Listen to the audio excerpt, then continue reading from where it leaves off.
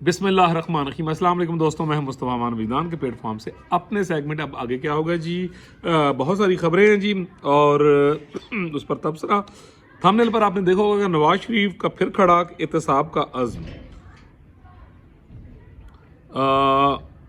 Case سے بری، یہ تو ہوگا، اب آگے کیا ہوگا۔ سب سے پہلے جی یہ بات کر لی جائے کہ میاں نواز شریف صاحب کے خلاف جو العزیزیہ یعنی ریفرنس تھا، یعنی آخری وہ ریفرنس تھا کہ جس میں یعنی ان کے اوپر یعنی بھی سزا تھی، وہ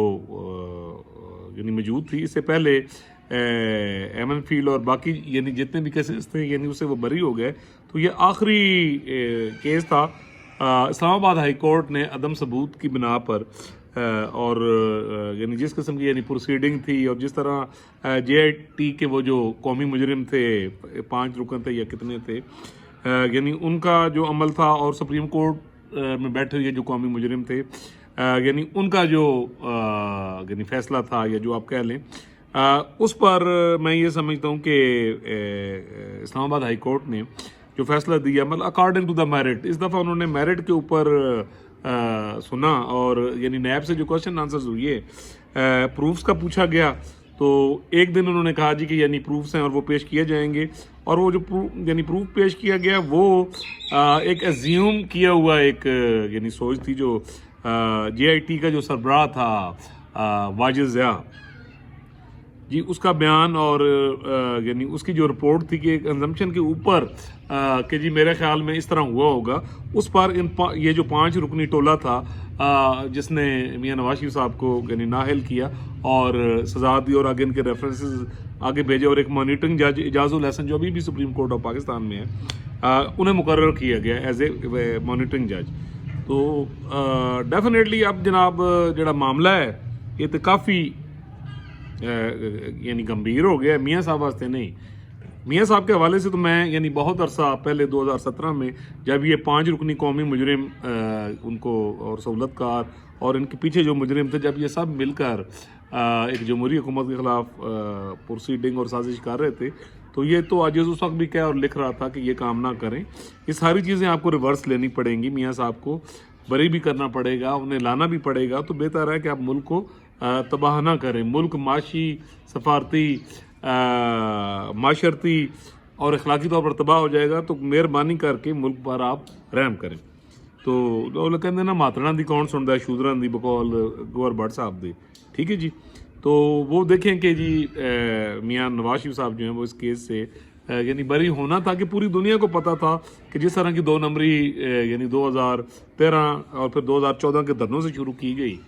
ٹھیک ہے جی، کچھ مخلوقوں کی طرف سے، قومی مجرموں کی طرف سے، سہولت کاروں کی مدد سے، اور پھر جس طرح دھرنے کرایا گئے، ایک بابا جی بھی آئے جنہوں نے قبریں بھی کٹیاں، ٹھیک ہے جی، اور اس کے بعد یہ معاملہ چلتا چلتا اب اپنے منطقی انجام کی طرف یعنی پہنچ گیا۔ تو میاں صاحب کو جی مبارک، میاں صاحب کے چاہنے والوں کو بھی مبارک۔ یہ جو ایک سچ ہوتا ہے وہ ایک دن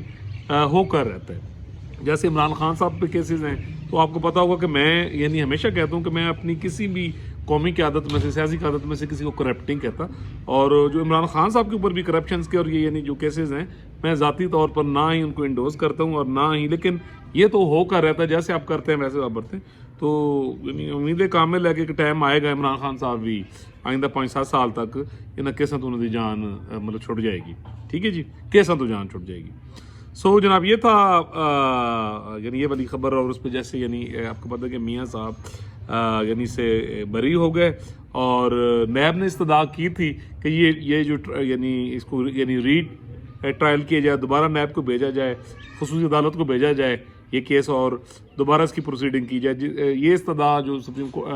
اسلام آباد ہائی کورٹ کا 2 رکنی بینچ تھا، جناب عامر فاروق اور اورنگزیب صاحب جو تھے،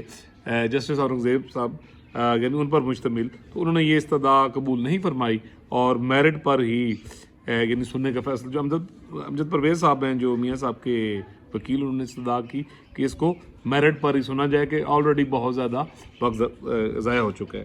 تو جناب یہ تھا میرٹ کے اوپر کیس۔ اچھا جی، اس کے بعد میاں نواز شریف صاحب نے اپنے جو ٹکٹ ہولڈر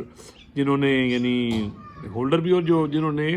اپلیکیشنز دی ہوئی ہیں، امیدواران ہیں، یعنی ان سے خطاب کرتے ہوئے میاں صاحب نے اب اس دفعہ پھر یعنی اپنے پرانے بیانیے کو بیان کیا، اور اس دفعہ انہوں نے دوبارہ ایک دفعہ قمر جاوید باجوہ اور فیض حمید کا نام بھی لیا، اور ان کا جو یعنی ایکسنٹ تھا، جو لہجہ تھا، جو الفاظ تھے، یعنی اس میں ایک عزم تھا کہ یہ احتساب یعنی ہونا چاہیے اور احتساب ہو کر رہے گا۔ تو ناظرین، جیسے کہ آپ کو پتہ ہوا کہ میں آپ کو شروع سے ایک چیز کہہ رہا ہوں کہ یہ معاملات جناب ہو کر رہنے ہیں، ٹھیک ہے نا جی، کہ یہ چیز معاملات، اور میں اپنے اس بیانیے پہ جو میں پچھلے 2019 سے ایک بات کہہ رہا ہوں کہ قدرت اپنی حرکت میں ہے جی، ٹھیک ہے، اور یہ یعنی مسائل اسی طرح چلنے ہیں، اور کوئی بھی قومی مجرم چاہے وہ میں ہی کیوں نہ ہوں کہ جس نے بھی دستور پاکستان کے ساتھ کھلواڑ کیا ہے، اس ملک کے ساتھ کھلواڑ کیا ہے، ان کا احتساب ہوگا۔ اب آپ دیکھیں کہ بھٹو شہید کا کیس لگا ہوا آپ کے سامنے، یہ شوکت عزیز صاحب کا کیس لگا ہوا، اچھا اس کے بعد یعنی جتنے بھی یعنی پرانے کیسز ہیں دیکھیں، ایون جو بھٹو کیس ہے اسی کا جب یہ نتیجہ آئے گا، آپ دیکھیے گا کہ فیصلہ آئے گا، تو اس میں بہت ساری چیزیں ری وزٹ ہوں گی،